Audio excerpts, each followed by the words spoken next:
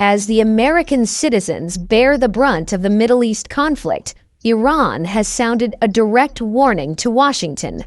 Iranian Foreign Minister Abbas Araghchi has claimed that the Americans will bear rising economic costs from what he described as a war of choice on Iran.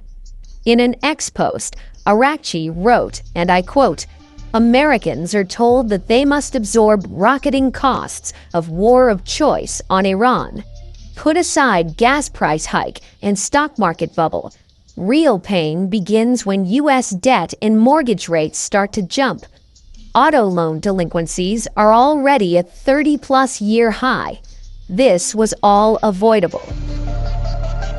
The Iran war has caused immense hardships to the Americans.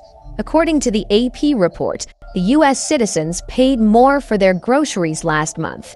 But high gasoline prices resulting from the Iran war were only one of the reasons why. Prices for food eaten at home rose 2.9% in April compared to the same month a year ago, according to government figures released Tuesday. That was the highest year-over-year inflation rate for the category since August 2023.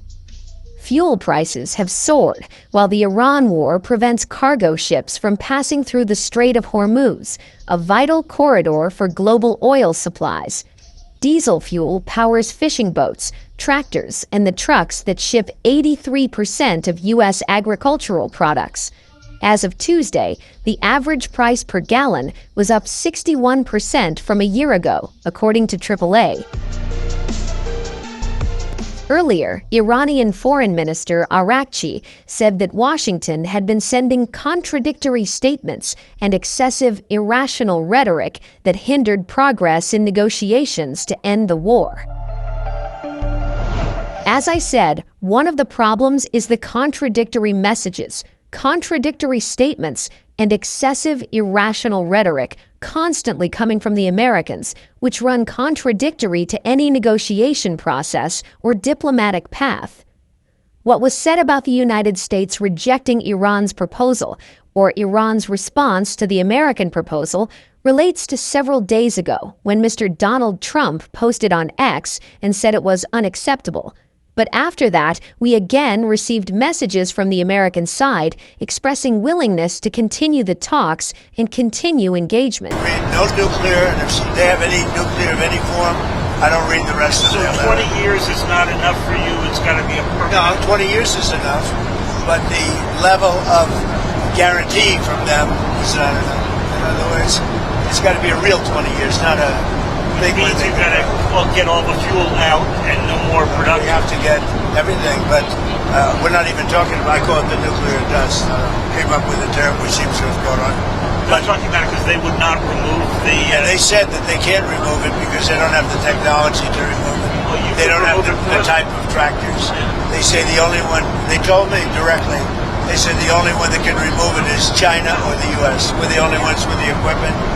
They said, you were right, it is a complete obliteration. With that being said, I want to get it. And they agreed to it, but then they took it back, but they'll agree to it eventually. How are you, Mr. President? How are you? So we had a great stay. It was an amazing period of time. President Xi's an incredible guy.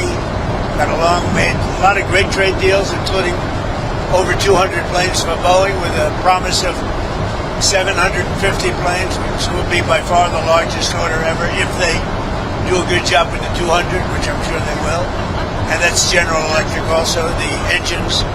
So they're buying General Electric. So it's approximately 450 engines, 200 planes, and a promise of up to 750 if they do a good job. We had an amazing time. It was a very historic. Oh, look who we have. Hello, David. It was a very historic couple of days, I think. Really amazing. Sir, I know there'll be a lot of questions around the China trip, but just first on Iran, have you rejected the latest proposal from Iran, or where does that stand? Well, I looked at it, and if I don't like the first sentence, I just throw it away. What was the first sentence? An unacceptable sentence. Because they're fully agreed, no nuclear, and if they have any nuclear of any form, I don't read the rest of So their 20 letter. years is not enough for you. It's got to be a permanent. No, 20 years is enough, but the level of guarantee from them is not enough. In other words, it's got to be a real 20 years, not a big one. Means you got to get all the fuel out and no more We production. have to get everything, but we're not even talking about, I call it the nuclear dust. Came up with a term which seems to have caught on. I'm not talking about it because they would not remove the. And they said that they can't remove it because they don't have the technology to remove it. Well, you They could don't have remove the it type of tractors. They say the only one, they told me directly, they said the only one that can remove it is China or the U.S. We're the only ones with the equipment. They said you were right. It is a complete obliteration. With that being said, I want to get it. And they agreed to it, but then they took it back, but they'll agree to it eventually. Can I ask you about Taiwan? What did President Xi say to you about Taiwan? And what did President Xi say to you about Taiwan? And are you still going to approve the arms sale? So President Xi and I talked a lot about Taiwan. He thinks they cannot have anything to do with what they're doing. I mean, he's against very much what they're doing. We talked about Taiwan. We talked about Iran a lot, and I think we have a very good understanding with both. On Taiwan, he does not want to see a fight for independence because that would be a very strong confrontation. And I heard him out. Are you going to I change didn't, your wording? no, I didn't make a comment on it. I heard him out. I have a lot of respect for him. On Iran, it's very interesting. He feels strongly they can't have a nuclear weapon. He said that very strongly. They cannot have a nuclear weapon, and he wants them to open up the strait. But as he said, they closed it, and then you closed them with a smile. And it's true. We control the strait. And they've done no business, literally they've done no business in the last 2.5 weeks, which is approximately $500 million a day. So we have, we're doing very well on all fronts. Sir, just before we leave Taiwan, Mr. President.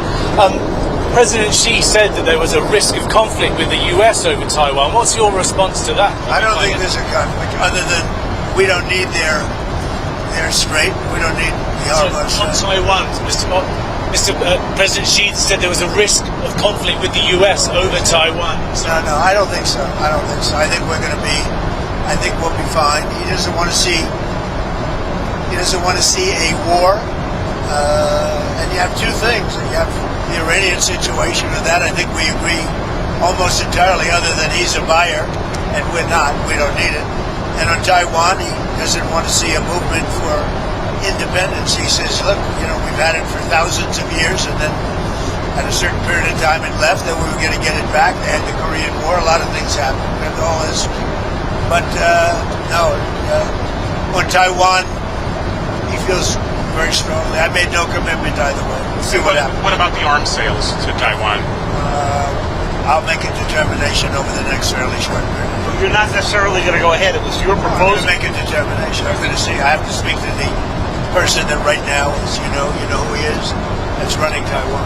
Mr. President, did President Xi make any firm commitment to put pressure on the Iranians to reopen the Strait of Hormuz?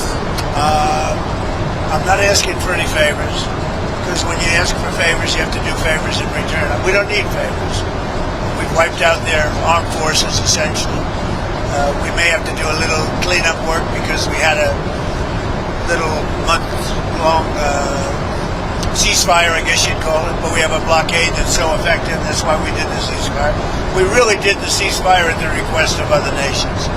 I wouldn't have really been in favor of it, but we did it as a favor to Pakistan, with terrific people, the Field Marshal and the Prime Minister.